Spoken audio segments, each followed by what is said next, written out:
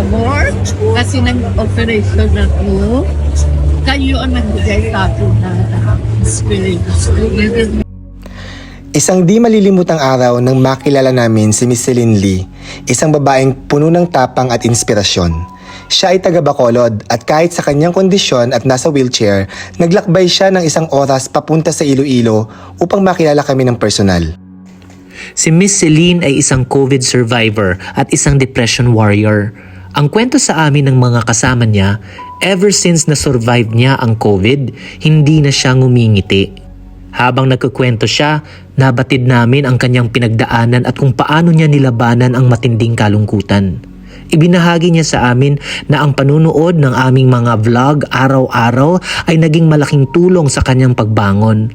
Sa bawat tawa, kwento at inspirasyon mula sa aming mga video, unti-unti niyang natagpuan ang liwanag sa gitna ng kadiliman. Nang makita namin ang kasiyahan at kagalakan sa kanyang mga mata habang kami nag-uusap, naliwanagan kami kung gaano kalaki ang naidudulot ng aming mga ginagawa sa buhay ng ibang tao. Dahil kay Miss Celine, mas pinagtibay namin ang aming layunin na magdala ng saya at inspirasyon sa bawat video.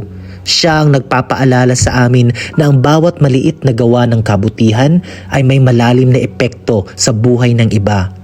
Tunay na isa siyang bayani ng kanyang sariling kwento at kami ay nagpapasalamat na naging bahagi kami sa kanyang paglalakbay. Ang bawat kwento ng pag-asa, ang bawat ngiti sa mga mukha ng aming mga tagapanood at ang mga kwentong tulad ng kay Miss Celine ay nagbibigay sa amin ng inspirasyon na magpatuloy sa paggawa ng content. Happy ako kasi I'm ako with Victim. I was so depressed. Nung marinig ko pa yun, I said it in live before but now no more. Kasi nag-operation na to.